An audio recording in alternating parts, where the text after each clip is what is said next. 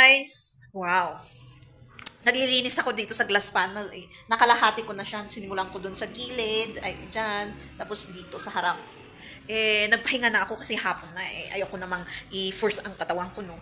Kasi ngayon lang ulit mag-ano ng todo workout sa katawan.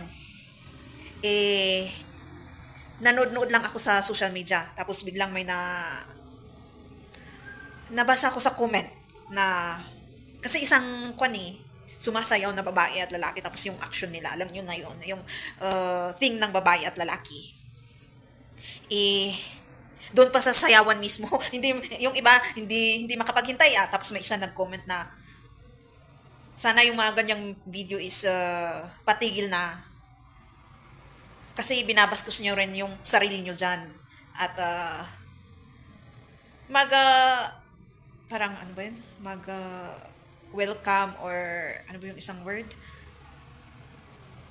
Manayag sa language namin, kankanai. Yan sa English mag-welcome ng kabastusan ng iba din. As binastos mo din sarili mo. True! So, another awakening na, oo nga no, parang naging normal. Kaya yung mga vlogs, ganito, may mga challenges na sinasabi nila at parang nakalimutan na natin na pag tayo din ang gumawa ng paraan para bastusin tayo is binabastos na rin natin yung sarili natin. Kasi sa movie mismo eh, ginagawa nila yun. Yung may part sa movie na ginagawa nila yung ginagawa ng girl at boy, di ba? Female or female tas male. Oo nga no. Kahit alam mo yung consequences, kasi hindi ko naman i-deny na ginawa ko din yan sa past.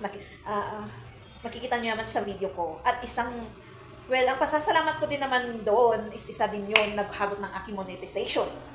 But, alam ko naman ang consequences. Pero, huwag nating i-deny na gagawin nila yung panlaban, yung past na yan, or this future or present, kung gagawin natin. At meron din spirituality from pride and ego. Hindi lahat sa pananamit or sa action. Or sa tingin mo, kasi sa ibang company, meron kasi silang rules na bawal magtitigan ang babae at lalaki pag naglalakad sila. May mga factory akong nababalitaan na ganun. Na yuko kapag dadaan ka. Pag may masasalubong kang lalaki kasi mag-aano yun ng mag-welcome ng, alam nyo na. Kaya, hindi nila inaalaw ang magtitigan. Yung different kinds of gender. So, minsan, hindi din kasi sa ano. Kasi meron kahit sa mga artista nga di ba? Yung mga bold star artists, ginagawa nila yon. Pero yung nakikita ng iba is yung profession nila, hindi yung ginagawa nila, parang trabaho nila yun. Parang nabibigyan pa rin naman sila ng respect. Pero yung meron talaga yung tao na umiiral yung pride and ego na kinakain siya at hindi niya makontrol. Ayan. And mapapalabas niya yung kabastusan niya at maibibigay niya sa binabastos niya. So, maraming dahilan senaryo. So, true. Hello, Eliza. Kaya minsan, nababastos tayo kasi nasa purpose din natin. Minsan, test din yun kung paano may paglaban ng sarili mo. Sa pananamit, kung gusto, kasiyahan mo lang yun, for sure, mababayag naman nila na gusto mo lang yung pananamit na yun. Pero merong isang tao, or dalawa, or tatlong tao. Kahit sabihin mo mostly, nakikita nila sa harap nila na babae na naka-sexy na damit. Ang purpose lang ng girl na yun is sa kanyang sarili, para damitan ng maganda.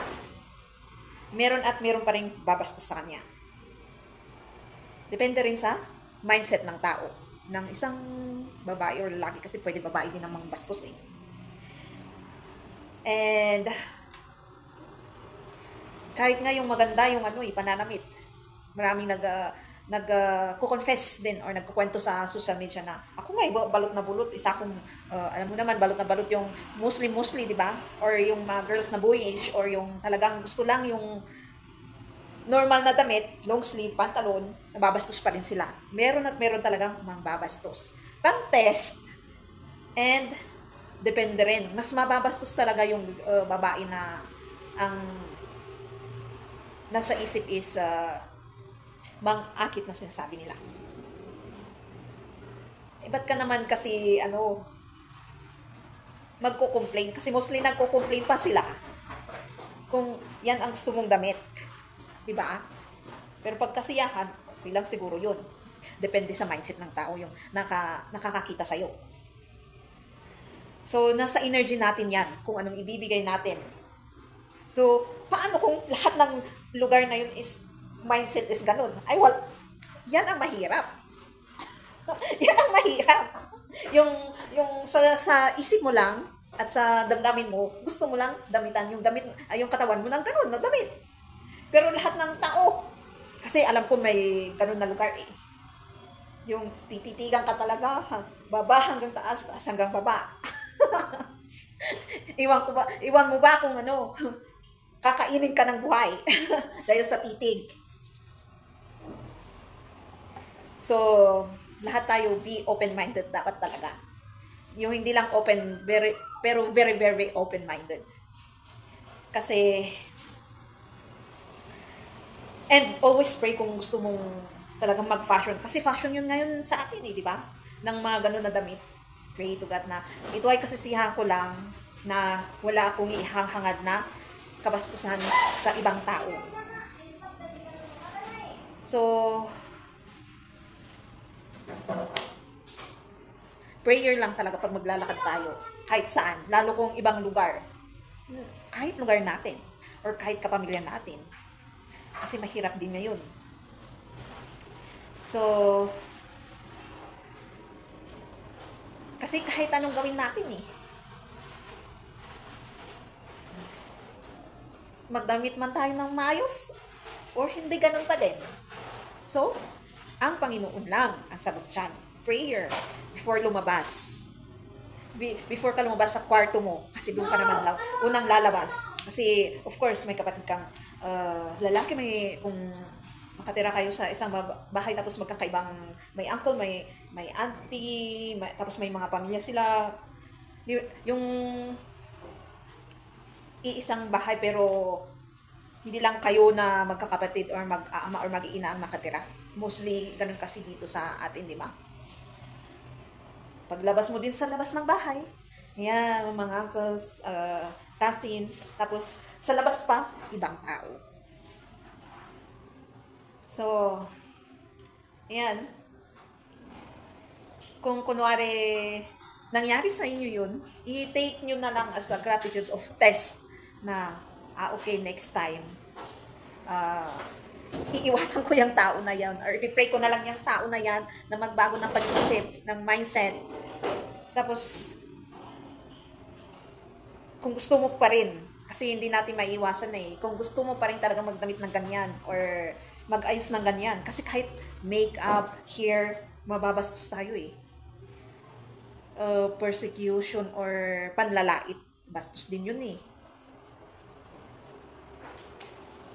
Or may sasabihin yung tao sa atin. Depende yung sasabihin na yun, advice or motivation, or bastos talaga. So, disrespect is a part of bastos din. So, lahat talaga. May dahilan. So, sa tingin naman, sana may matututunan kayo sa sinabi ko. Kasi, mahirap ito talaga, panahon ngayon. Ay, napakahirap. Kasi halos lahat anti-Christ na. Kukunti na lang ang mabuting tao. Yun din ang meaning ng only few has responded sa Bible. Yun ay yung mababait na tao. Only, ibig sabihin, konti lang ang mabait na tao sa mundong ito. Kahit sa loob ng pamilya, mararanasan mo din ang ganyan, di ba?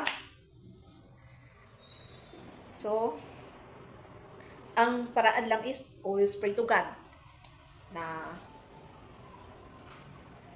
hindi man ma-stop, pero yung at least reflection dumating sa isa't isa. Kasi walang taong may hindi magandang ugali. Yun. Lahat merong hindi magandang ugali, pero pwedeng i-control at i-reflect until matutunan mong naturally kinokontrol mo na, tapos alam mo na ang gagawin mo kung gumawa ka ng isang masama. Katulad ng pag-iisip, pagsasalita at gawa. Na yun, reflection. So, thank you for watching. Don't forget to subscribe, click the notification, comment if you want, search my next videos.